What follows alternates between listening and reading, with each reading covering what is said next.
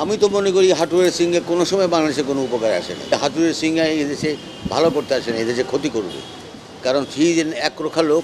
মাসে প্রায় 40 লাখ টাকা বেতন, অথচ হাতুড়ুর ছকে 22 গজ থেকে কালে ভদ্রেই মেলে খুশির খবর। বছর জুড়ে শোনা যায় হেড কোচের সঙ্গে ক্রিকেটার ও টিম ম্যানেজমেন্টের সদস্যদের ঝামেলার খবর। ক্ষমতা আর ইগো দেখিয়ে তামিমকে ছুঁড়ে ফেলে দিয়েছেন হাতুড়ু, এলোমেলো হয়েছে ড্রেসিং রুমও।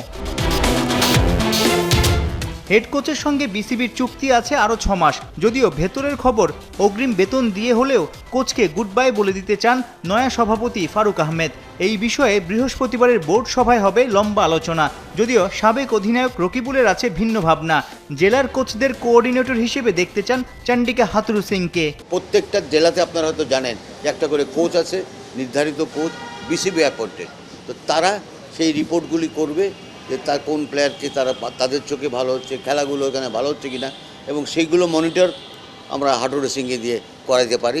যদি না আমরা তাকে প্রচুর টাকার বেতন পাই, সেই টাকা দিয়ে বিদায় না করি, তাকে এইভাবে রাখা যেতে পারে।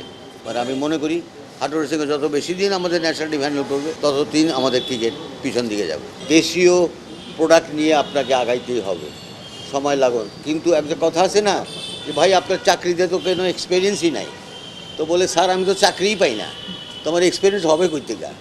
তো এখন আপনি দেখেন কেন পারবে না তারা। সোহেল আছে, সোহেল আপনারা হয়তো সোহেলের কথা উচ্চারণ করেন না, সালাউদ্দিন ঠিক আছে, Sohel is a fantastic coach. 2012 থেকে এক যুগ বিসিবির সভাপতি হিসেবে কাজ করেছেন নাজমুল হাসান পাপন।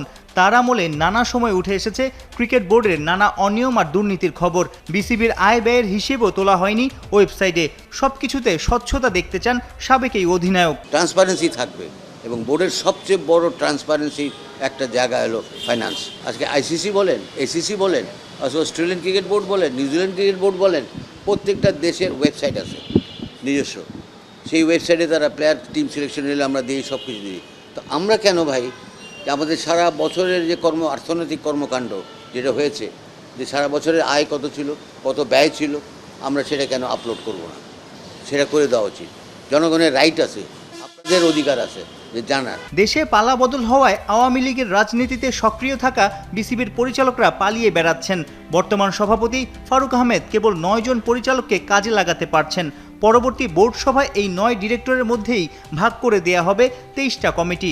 শোনা যাচ্ছে ক্রিকেট অপারেশনসের মতো গুরুত্বপূর্ণ বিভাগের দায়িত্ব পেতে পারেন নাজমুল আবেদিন ফাহিম। আরেক ফাহিম অর্থাৎ ফাহিম সিনা হতে পারেন বিপিএল গভর্নিং কাউন্সিলের চেয়ারম্যান। একের অধিক কমিটির দায়িত্ব পেতে পারেন একাধিক পরিচালক। ক্রিকেট বোর্ডে রিফর্ম আনতেই হবে আপনাকে। বোর্ড অফ ডাইরেক্টরসের কাজ কিন্তু আমি ব্যক্তিগতভাবে ম্যানেজমেন্টের ছাত্র হিসাবে বা মার্কেটিংয়ের ছাত্র যেটা বুঝি, 3টা কাজ। আমি পলিসি দিয়ে দিয়েছি, আমি বাজেট অ্যাপ্রুভ করে দিয়েছি, এখন তোমাদের কাজটা ঠিকমতো হচ্ছে কি না সেই জিনিসটাকে ওভারসি করা, দেখা উপর থেকে, এবং তাদেরকে ডিপার্টমেন্টে যারা ম্যানেজার আছে, অ্যাসিস্ট্যান্ট ম্যানেজার আছে, যারা যারা প্রফেশনালি কাজ করতেছে, তাদেরকে স্বাধীনভাবে কাজ করার সুযোগটা তৈরি করতে হবে।